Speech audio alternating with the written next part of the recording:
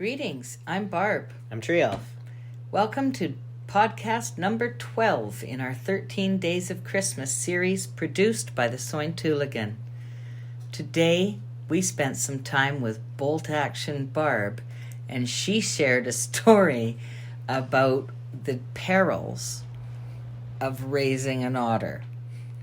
Thank you for listening, and if you enjoy what you're hearing, please support us through patreon.com/thesointuligan. Have I told you about our pet otter? Talk about vandalized. Just picture Mark and I, who had an octagon table with pegs in it, for crib and stuff.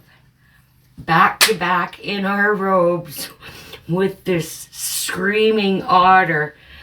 The noises an otter make when it's mad is unbelievable. They bark, they whine, they hiss, they do everything, running around the table.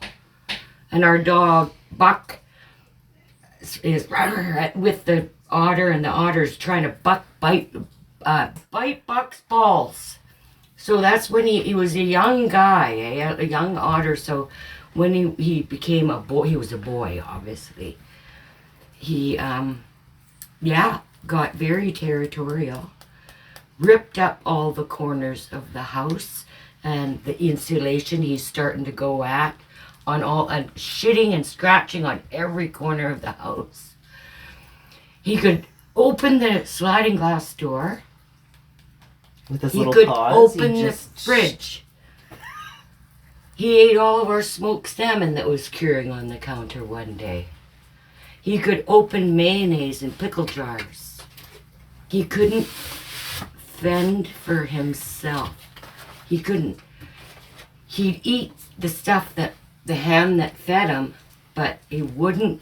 When I flipped over rocks on the beach, he'd eat the little eels and crabs and stuff, but he wouldn't go out and hunt for himself. The mom otter kicked it out because there was something wrong with the baby.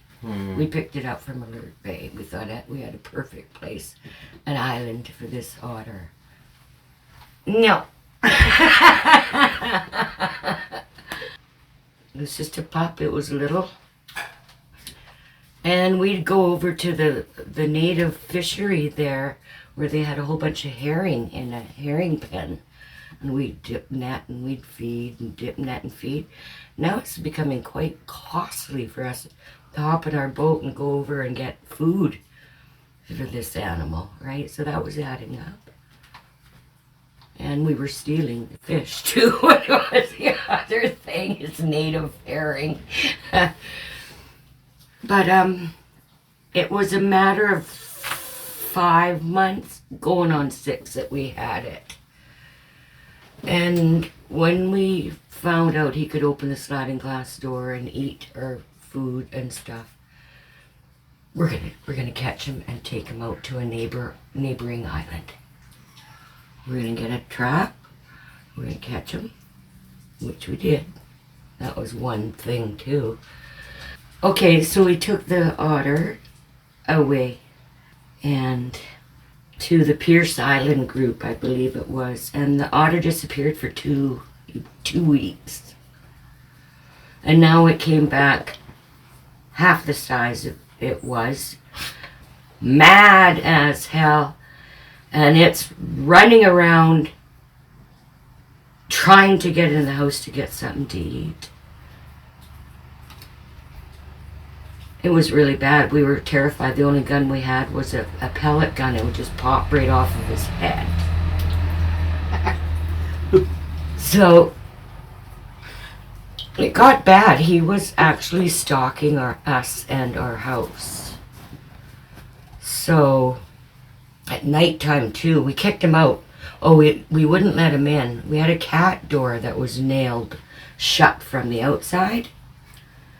That damn otter managed to get in, scratching at it, at all the nails. And I said, Mark, that otter's going to get in here. He's going to get in here, and what are we going to do then? And he did. He did get in one night and he went straight to the toilet bowl and rubbed his head all in the toilet bowl. It was like he was thirsty for water or something, and came out on the carpet. I went straight to the table. Mark opened up the front door to scoot out, and it ran out, closed the door, and now we're both fucking petrified again. Close all the doors! Don't let it in! And he was bad. We were actually scared. And at nighttime, when Mark would go out to turn the generator off, we had a little ramp like that. It's about 30 feet to go and turn the generator off.